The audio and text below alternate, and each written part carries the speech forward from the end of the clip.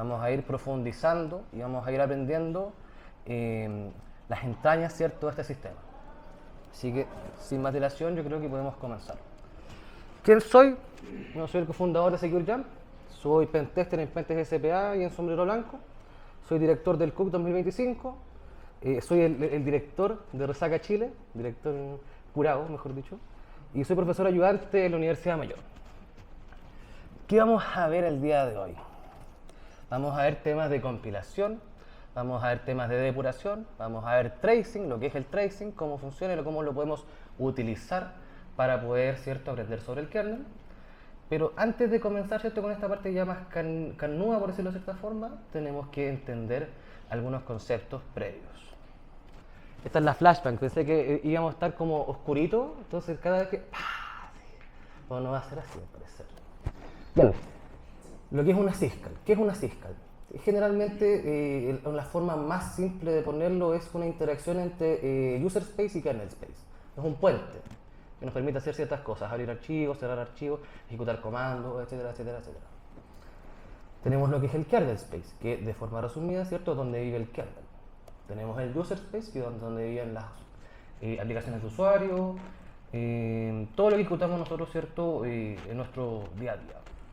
Tenemos el logging, que el logging como tal es un tipo de mutex, o lo que es, ¿cierto?, un objeto de sincronización, que nos permite, ¿verdad?, sincronizar valores y que, por ejemplo, dos hilos no tomen el mismo valor y modifiquen el mismo objeto y podamos tener una condición de carrera.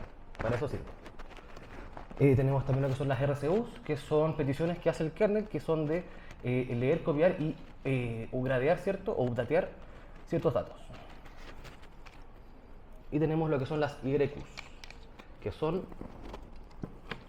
las interrupt requests, que sirven principalmente para que el software, ¿cierto?, le pide al kernel, para que el kernel le pida al hardware que haga cierta acción. ¿Qué acción?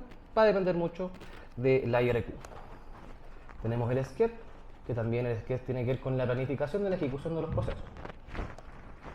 Tenemos los hardware rings, que imagino que muchos los han visto, ¿cierto? El hardware nivel 0, nivel 1, 2, 3, nivel 3 user space, nivel 0 kernel space, 2 y 3 generalmente están, 1 y 2 generalmente no se utilizan, pero en teoría vivirían ahí los drivers. No están así generalmente, pero es el modelo que existe. Y la BSS, que en realidad es un concepto que yo inventé, tiene que ver con los subsistemas virtuales y la dependencia de una base virtual para generar ciertas cosas. Vamos a ver más adelante a qué me refiero, porque sé que suena un poco esotérico el concepto, pero lo van a entender. Y finalmente tenemos lo que son las MMUs. Las MMUs son piezas de hardware que gestionan la memoria y generalmente traducen lo que son las memorias virtuales a memorias físicas. No tienen que entenderlo, simplemente tienen que saber qué es lo que hacen. Bien, ahora vamos a pasar a lo que es la compilación. En realidad es la parte más sencilla de todo el proceso. Para compilar el kernel, ¿cierto?, tenemos que tener ciertas herramientas. Tenemos que primero que nada tener un sistema make y GCC como base. Tenemos que también tener glibc o las librerías estándar de C. Estos dos comandos son los básicos, es lo que usaríamos en un kernel normal, pero no es suficiente para nuestro uso. ¿Por qué? Porque nosotros queremos entrar a lo que es la depuración, el tracing y el uso de tooling que vamos a ver más adelante. Lo mínimo, ¿cierto?, para una compilación para nuestro uso sería así. Tenemos que generar, ¿cierto?, un defconfig, que el defconfig es la configuración por defecto del kernel. Tenemos también, o podemos, mejor dicho, utilizar el kdm guessconfig, que es una forma de compilar el kernel con valores que serían más compatibles con QEMU o KVM. Tenemos acá algunas flags de compilación. Esta haciendo de la habilitación de ¿cómo se dice esto? Los símbolos de depuración, que seguramente si usan GCC con la flag -G van a saber a qué me refiero. Tenemos el KGDB, que es la habilitación, ¿cierto?, de la depuración a través de GDB y las interfaces KGDB que existen dentro del kernel. Tenemos la configuración de trace, que nos permite, ¿cierto?, tracear que lo vamos a ver más adelante también. Y tenemos el tema de Randomized Base, que tiene que ver con KASLR, que tiene que ver con la aleatorización de las direcciones de memoria. Donde está el kernel, generalmente con un KASLR va a ser aleatorio, pero nosotros en este caso no buscamos eso. Porque si queremos depurar y tracear, tenemos que saber exactamente dónde están todas las funciones en memoria. Pero aún así, esta configuración de depuración tampoco es tan óptima. Es funcional, sí, pero subóptimo, como les digo. Generalmente usaríamos algo más así, que es cierto una combinación de lo que vimos anteriormente, pero en este caso, cierto, habilitamos el boot time tracing, que nos permite tracear funciones que se ejecutan a nivel de boot, que puede ser, por ejemplo, la función main, que se ejecuta luego de cargar el bootloader del kernel como tal. Tenemos también el function tracer, que nos va a servir para tracear funciones del kernel. Tenemos el stack tracer, que es lo mismo, nos va a permitir tracear el stack. Tenemos el traceo de syscalls. Tenemos la habilitación del securityfs, que por lo general, si utilizamos una imagen creada con syscaller, por ejemplo, que vamos a ver más adelante que syscaller, necesita esta flag. Si me preguntan así como específicamente qué es lo que hace, no tengo idea. No lo sé. Tenemos el randomized base de nuevo, config.fs, que también es una flag que utiliza syscaller. Tenemos el strict kernel rwx, que nos permite, cierto, escribir y sobreescribir y leer también ciertos valores de memoria del kernel, que por lo general no podría ser posible si lo configuramos por defecto. Tenemos la consola serial de KGDB y finalmente tenemos la habilitación y configuración de los scripts de GDB. Eso se tiene que configurar, cierto, y compilar. Este setup, cierto, es mucho mejor, pero ya lo vieron, cierto, solamente tenemos depuración y tracing. Pero esto es porque si nos empezamos a habilitar todas las herramientas que tenemos dentro del kernel que sirven para depurar, cierto, y tracear, vamos a estar, créanme que es un tanto bastante, porque van a entender cuando lo vean.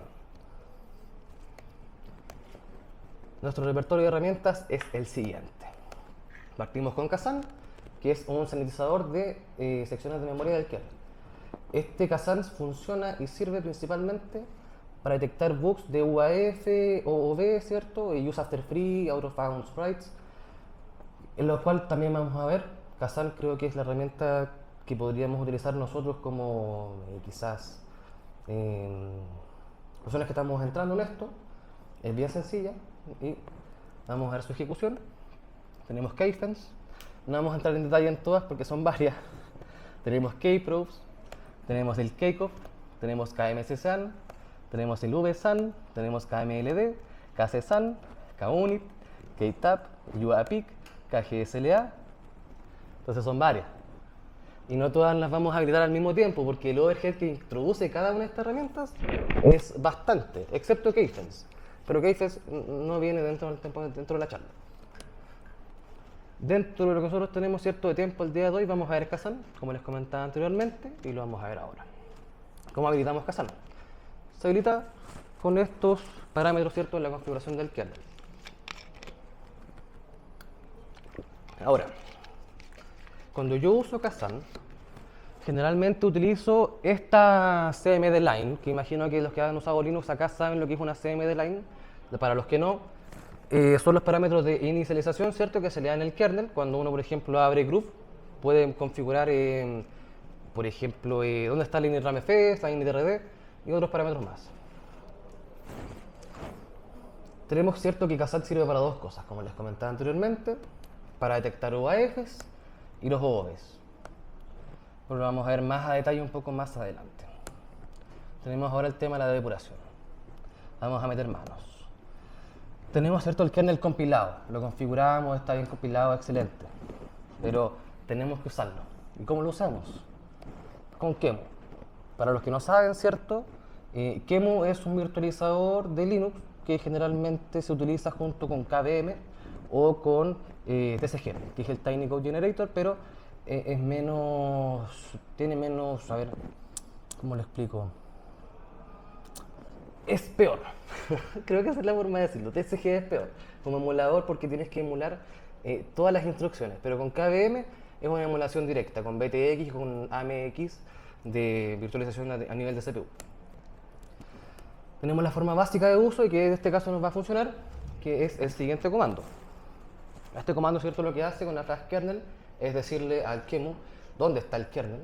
Con el "-m" tenemos la cantidad de memoria que vamos a utilizar, "-s" para habilitar, ¿cierto?, una interfaz TCP en el puerto 1, 2, 3, 4, y el "-s" que nos permite, ¿cierto?, detener la ejecución de QEMU hasta que un depurador se haya conectado, ¿cierto?, a este 2.1234. Eso hace. Pero como les digo, con el "-s" mayúscula tenemos que usar sí o sí GDB u otro depurador, que se puede hacer de esta siguiente forma. Es un comando bastante sencillo, pero tenemos que tener cierto GDB instalado. Ahora, ¿por qué estamos usando VM Linux? Si intentásemos, ¿cierto?, ejecutar GDB sin el VM Linux, no vamos a tener nada. ¿Por qué?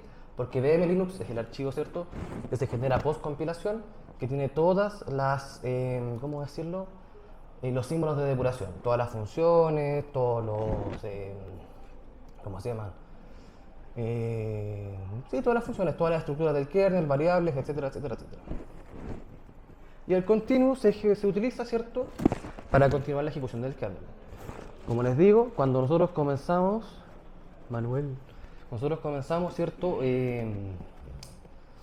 con el "-s" mayúscula, la ejecución está detenida. Con continuo la continuamos. Ahora, otro problema que tenemos, ¿cierto?, es que recibimos un kernel panic. Para los que no saben lo que es un kernel panic, es un estado del sistema que es irrecuperable. Lo que hace el kernel, ¿cierto?, es de cierta forma suicidarse para no causar más daño. Y es que se causó alguna clase de daño. En este caso, ¿cierto?, no se causa un daño real, sino que simplemente no encuentra, ¿cierto?, la llamada init-ramfs o la init-rd. ¿Qué es la init-rd? Es la parte intermedia, ¿cierto?, entre el inicio, el bootloader, y la carga general, la carga real, ¿cierto?, del kernel. Ahora, tenemos dos opciones en realidad. Podemos generar una CPU nosotros, que así se le dice, ¿cierto?, cuando se genera a mano esta init-rd, o podemos usar una syscaller, que las de syscaller son imágenes generadas automáticamente con esta herramienta, que por cierto se utiliza mucho para el fuzzing y fuzzing automatizado, pero no la vamos a ver hoy día. A mí me gusta hacerme las cosas difíciles, entonces vamos a hacerla a mano. Bien, yo elegí utilizar un script entre comillas, un init, ¿cierto?, que era bash. Simplemente descargué el código fuente de bash, lo descomprimí, lo compilé. Ahora, algo importante es que aquí, ¿cierto?, dice ./configure, bla, bla, bla, enable static link. Importante, porque si lo configuramos como base, el bash no va a abrir. ¿Y alguien sabe por qué? Porque no tenemos ninguna librería dinámica instalada en el kernel, no existen. Entonces sí o sí tenemos que trabajar con binarios estáticos. Luego, compilamos, ¿cierto?, el mismo, ¿cómo se dice esto?, el mismo bash. Le cambiamos el nombre de bash a init porque el kernel siempre espera que exista un archivo llamado init, puede ser un script en bash o un binario, no importa, pero tiene que ser algo que se llame init. Luego, ¿cierto?, tomamos este archivo init, nos movemos a la carpeta cpio, entramos a ella, hacemos un ls y con el comando cpio-h-neuc-o redirecciona hacia initram.cpio, generamos ya la cpio, que la cpio, ¿cierto?, va a ser nuestra initramfs, que la vamos a ejecutar, ¿cierto?, junto con el kernel. Ahora nos pasamos, ¿cierto?, a la fuente o donde está nuestro código Linux, que aquí puse un valor placeholder, y al mismo comando de QEMU que utilizamos antes le añadimos la flag-initrd y la apuntamos hacia nuestra initram.cpio. Ahora, ¿qué conseguimos con esto? ¡Ah! ¡Una terminal! Sí, conseguimos, ¿cierto?, la ejecución de algo. Ahora, si no hubiésemos habilitado la compilación estática, tampoco habría funcionado. Por eso generalmente se utilizan scripts en Bash, pero ese no es el punto de la charla. Mientras el binario, ¿cierto?, que nosotros utilicemos como un init esté compilado de manera estática, todo puede ser un init. Puede ser, no sé, Bash, Emacs, Vim, lo que ustedes quieran. Mientras sea compilado de manera estática, se puede. Bien, vamos a ver algunas flags útiles más de QEMU, ¿ya? Que quizás no son necesariamente obligatorias, pero nos van a servir. No graphic. En el caso de que no quieran, ¿cierto?, que se abra una pantalla de QEMU y nos muestre, queramos tener toda la terminal, guión no graphic. Con eso estamos bien. Guión append, para añadir, ¿cierto?, los parámetros a la command line de kernel. Tenemos el enable KVM, que nos permite, ¿cierto?, habilitar la virtualización a través de KVM en vez de TCG, porque TCG es horrible, usen KVM. Tenemos la configuración de un pip file, en caso, ¿cierto?, de que se esté realizando esta ejecución en un script, puede ser útil. Y el guión monitor, que el guión monitor se utiliza, ¿cierto?, para poder redirigir el output de la máquina virtual hacia una interfaz DEL. No se preocupen si no entienden esto, yo tengo mis notas, las voy a publicar y ahí hay varios ejemplos. Tenemos el guión net, que también se utiliza para configurar un dispositivo OR. Bien, imagino que acá los que han usado GDB conocen lo que son los breakpoints o los breaks. ¿Alguien aquí los conoce? ¿Alguien aquí los ha usado? Y ahí tenemos dos personas. Los breaks generalmente a nivel de kernel, bueno, DOM es mejor que cero, así que los breaks generalmente se utilizan, ¿cierto?, para detener la ejecución del código en una parte en la que nosotros le indiquemos. Eso es lo que hacen, a nivel muy sencillo. Pero el querido break, ¿cierto?, no funciona realmente cuando estamos compilando, o sea, cuando estamos ejecutándolo en un kernel compilado, especialmente cuando estamos recién empezando a ejecutarlo. ¿Por qué?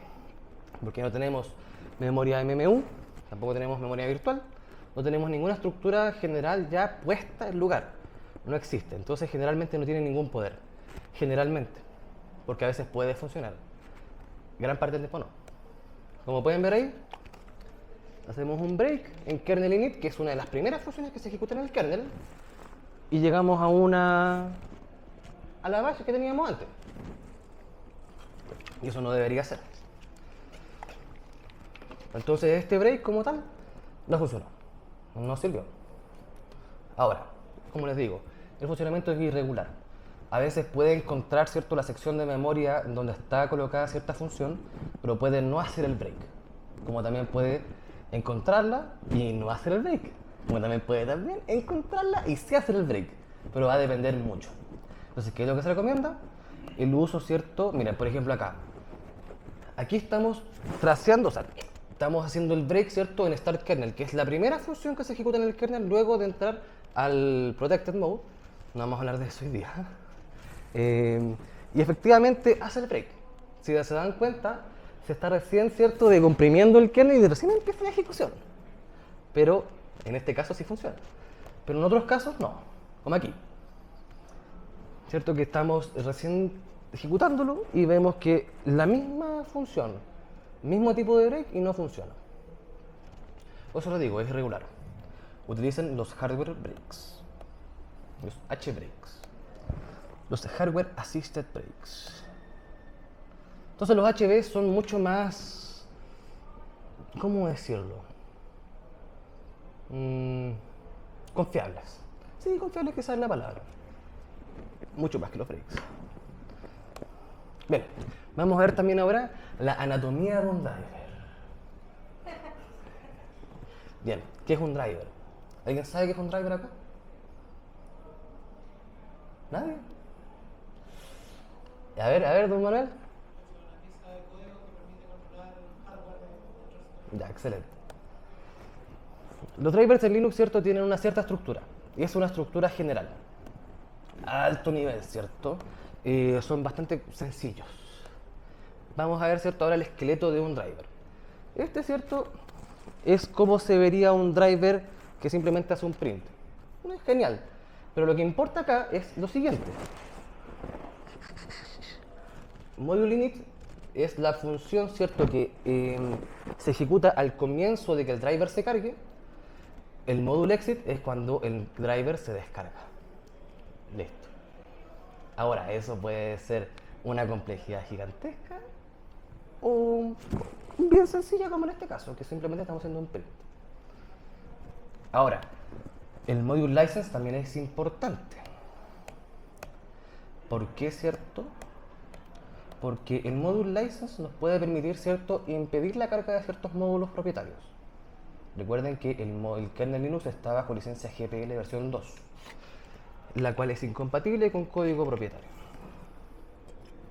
Propietario entiéndase como código con EULAs o cosas por el estilo. Deme un segundito.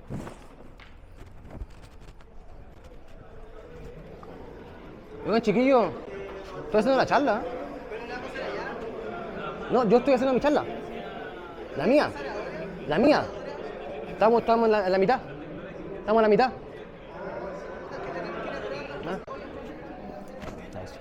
Disculpen, está invitándonos caros. Ah, es que se la vieron bien, pues bueno. Aparte que la querían ver, pero están... No, lamentablemente. Pero bueno, cierto, el module license, cierto, impide la carga de ciertos módulos. Impide. Ahora, cuando hablamos de driver, tenemos que también hablar de los que son los major minors. ¿Qué son los major minors? Son números. Son importantes también. Cada driver tiene un major. O sea, por ejemplo, si yo tengo el driver, el TTI, ese driver tiene el major 5, por ejemplo. Pero tengo 10 interfaces TTI.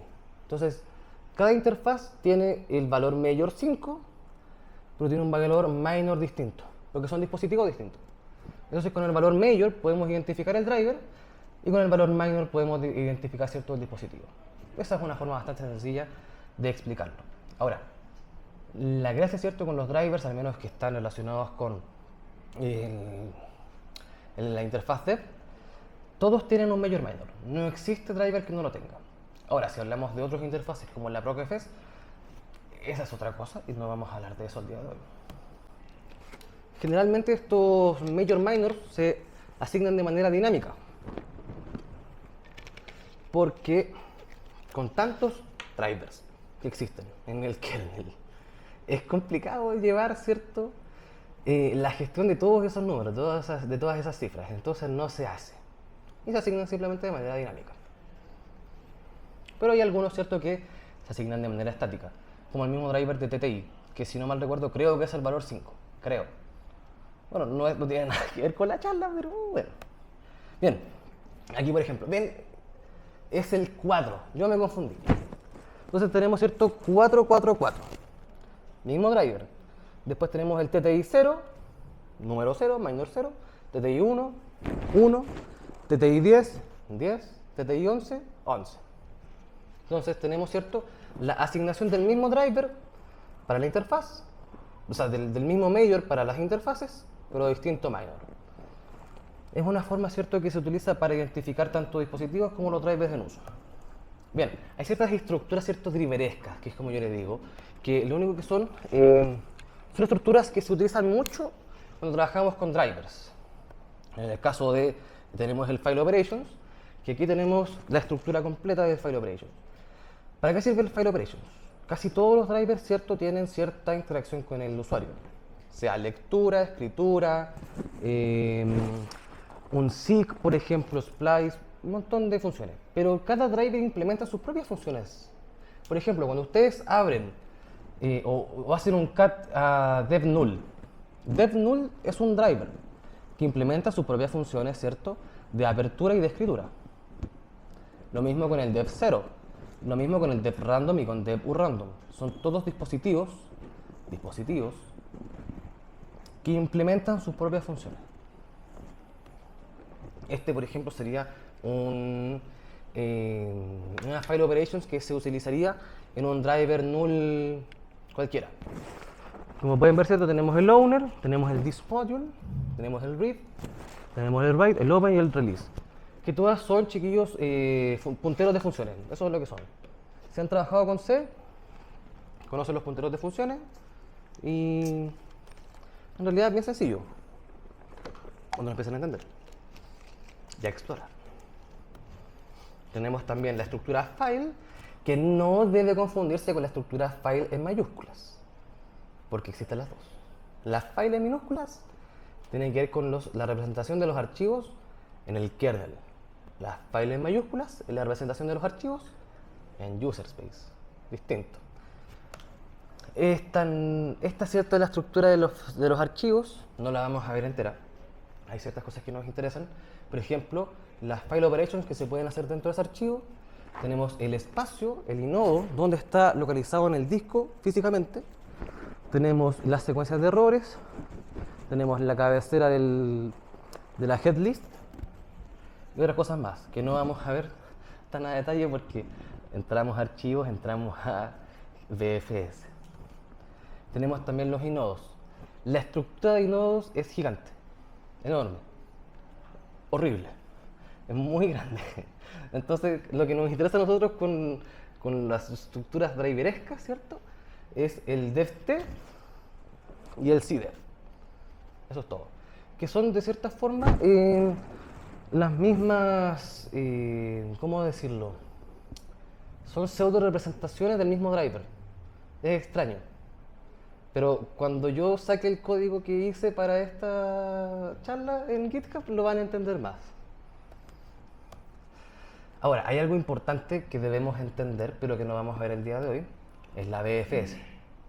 Y a esto me doy vuelta con el concepto que yo inventé, que son las VSS. No la vamos a ver hoy día. No, sí les dije que no las vamos a ver hoy día. Pero, pregunta de investigación. Cada cierto disco que nosotros utilizamos puede tener su propio driver. XT4, Btrfs, ¿verdad? Tienen sus propias funciones, porque funcionan de formas diametralmente opuestas. XT4 funciona con superbloques, Btrfs funciona de otras formas. Pero ¿cómo es que nosotros, cierto? Miren, ahí están, por ejemplo, cómo hacer un archivo con XT4 y con Btrfs. Son distintos tanto en su implementación como en su nombre. Pero nosotros no usamos esas funciones. ¿Por qué? ¿Cómo? ¿Por qué? ¿Qué tiene que ver la VFS? Son preguntas que quiero que se lleven para casa y que investiguen. Investiguen. Porque esa es la gracia de esta charla, no es darle todas las respuestas. La gracia es plantar dudas. Y yo sé que tienen tiempo, así que mucho hentai, más estudio. Ahora vamos a depurar un driver que se hizo con la intención de generar un use after free. De forma, ¿cierto?, para que podamos entenderlo. Bien, aquí imagino que los que saben un poco de C ya vieron cuál es el problema, pero tenemos en la línea 5. Acá, ¿cierto?, el charlic, alocamos 100 bytes de memoria. No vamos a ver lo que es la GFP, no gracias. Aquí, ¿cierto?, validamos que se haya alocado correctamente la memoria con el iflick. Tenemos un string copy, copiamos, ¿cierto?, algunos bytes de memoria a la memoria alocada. Tenemos el key free, o sea, liberamos la memoria. Y ahora tenemos un acceso ilegal, ¿cierto? El print key, kernel.info, usando memoria liberada, no se puede, porque esa memoria ya no es nuestra. Pero ¿qué pasa si, en este caso es obvio, es aparente, ¿verdad?, que hay un problema? Pero no siempre es así. A veces podemos tener miles y miles de líneas de drivers, ¿cierto?, o lo que sea, que están causando todos estos problemas, pero nosotros no nos damos cuenta. Para eso, ¿cierto?, viene Kazan. ¿Y qué es Kazan? ¿Alguien se acuerda que era Kazan? ¿No se acuerdan? Exacto. El kernel address sanitizer. A mí me gusta usar esta CMD line porque cuando se genera la falla en Kazan, o cuando Kazan la detecta, mejor dicho, el sistema genera un panic. Detiene la ejecución y me permite ver, ¿cierto?, la stack trace que genera Kazan. Aquí estamos con un breakpoint, ¿cierto?, en la función vulnerable. Vemos el código, excelente, genial. Hacemos unos steps, next, next, next.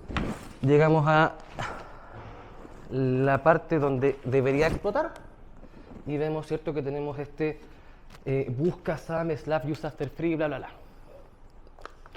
Y esto es Kazan. Esa es la gracia que tiene. Que puede detectar, ¿cierto?, estos accesos ilegales de memoria, tanto como de escritura como de lectura. Ahora, Kazan, es cierto, puede verse un poco esotérico, puede verse un poco extraño, o sea, a simple vista no nos dice nada. Pero si empezamos a revisar, ¿cierto?, vamos a ver que tenemos una llamada use after free. Tenemos incluso los offsets donde se aloca y donde se libera la memoria, que es el 0x82 y el 0x90. Y cierto, bajamos un poco más, bla, bla, bla, y vemos el kernel panic generado por la cmd line kernel fault equals panic. Entonces, si nos ponemos a revisar la backtrace de ejecución, cierto, de funciones del kernel, encontramos acá use after free, print key, bla, bla, bla, y aquí Kazan report, en report panic y udelay. Y así es como el kernel se suicida. Triste.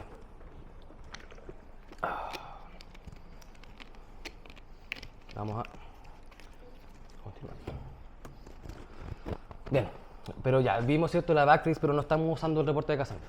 Lo tenemos activado, pero no lo estamos usando. El reporte de Kazan tiene lo siguiente.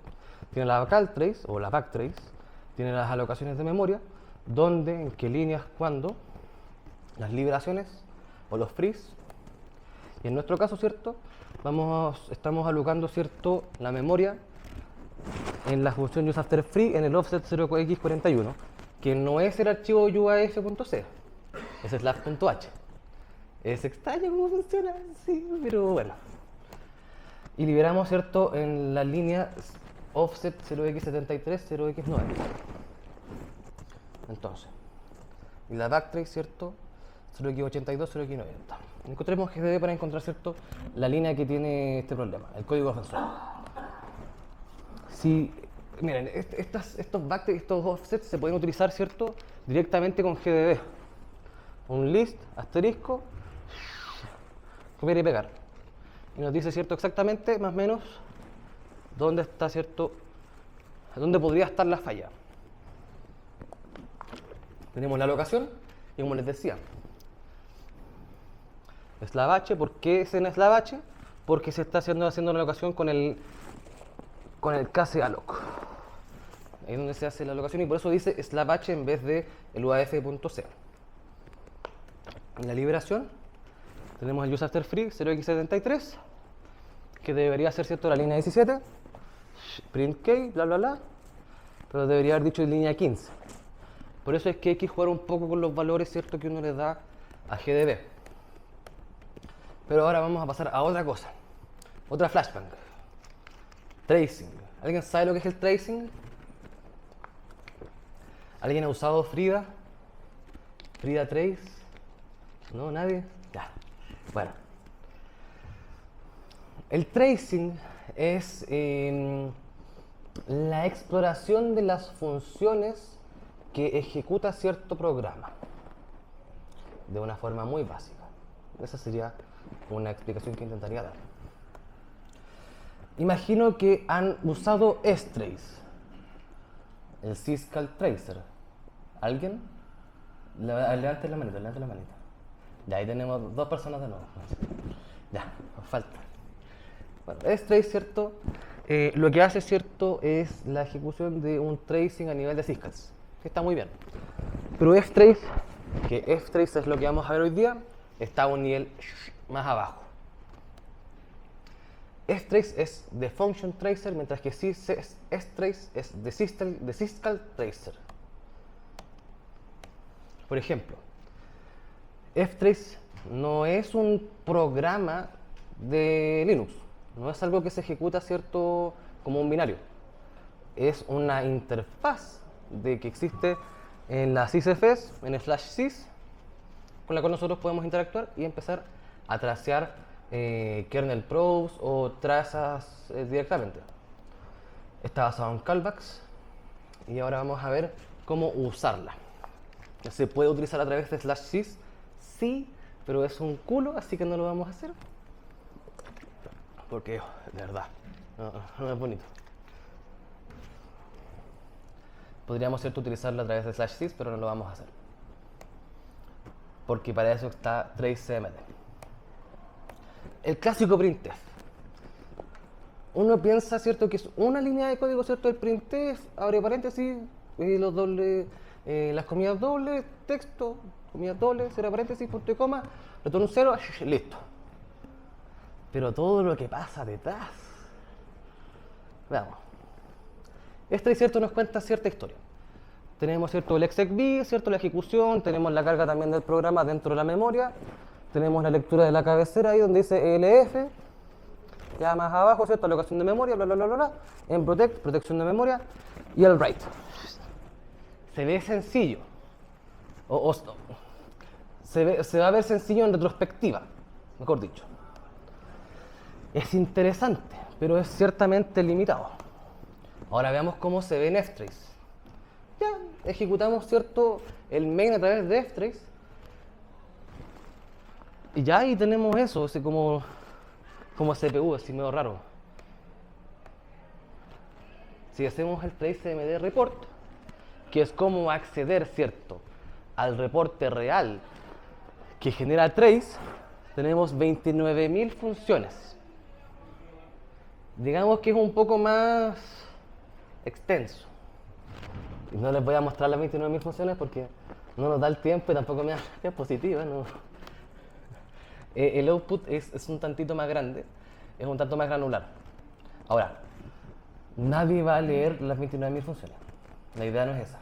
La idea, ¿cierto?, es que exploremos la traza y empecemos a ver cosas que nos parezcan interesantes. Por ejemplo, podrían encontrarse con una función que se llama doOutputChar. Entonces queremos hacer esa función en específico. Podría ser. Así es como se ve, ¿cierto?, una traza de ftrace.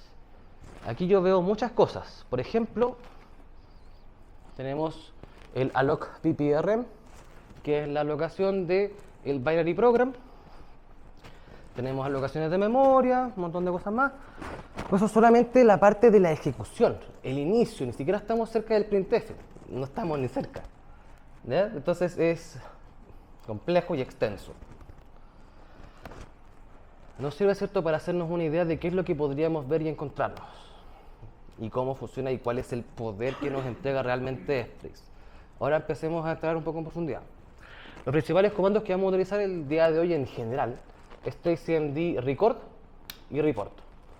Ambos se pueden acceder, ¿cierto?, a través de la man tracemd-record y tracemd-report. Algunas flags de trace que nos van a ser útiles, por ejemplo el "-f", que nos va a permitir filtrar todas las llamadas hechas por un solo binario. Si hubiésemos hecho el ejemplo anterior de las 29.000 funciones sin la "-f", el output probablemente habría sido el triple o más. Tenemos el "-p", que es para seleccionar el plugin de visualización. Hay varios, está el function graph, generalmente es el que más se utiliza para visualizar las funciones, es el que recomiendo. Tenemos el "-n", que nos permite ignorar funciones. Tenemos el "-g", que nos permite enfocar, ¿cierto?, el tracing en ciertas funciones específicas. Tenemos el "-o", que yo no lo veo tan necesario porque ftrace de por sí guarda su traza en un archivo trace.dat. Ahora, si quieren guardarlo en otro archivo, yo no. Y tenemos el maxgrafted, que es bastante útil cuando estamos aprendiendo. Poner maxgrafted en, por ejemplo, 1 es útil para ver funciones de manera superficial, pero ver cómo se ejecutan cada una.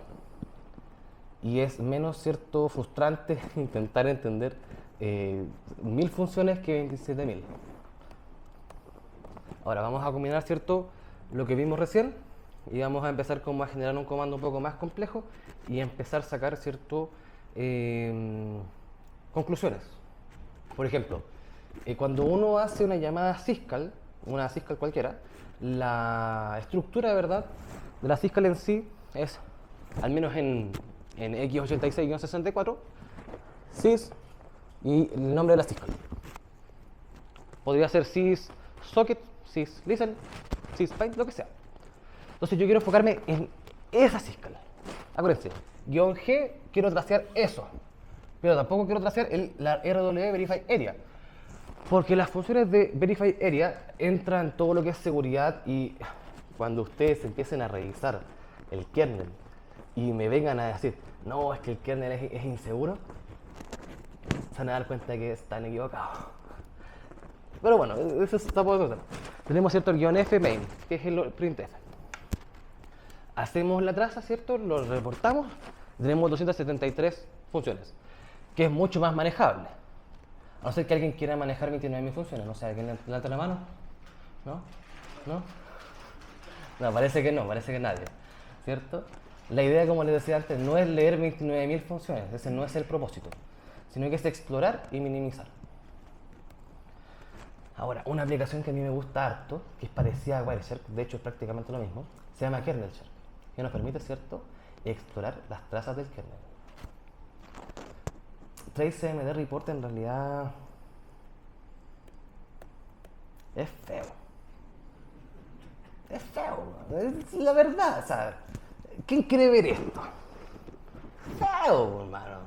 Pero ahora KernelShark, bonito, pues miren, tiene así como para el mouse, hermano, es como bacán, pues.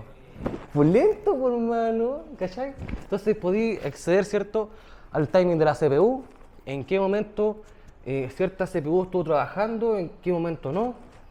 Tení ahí las columnas, podí también explorar procesos, por proceso, mejor dicho, filtrar también de una forma mucho más sencilla.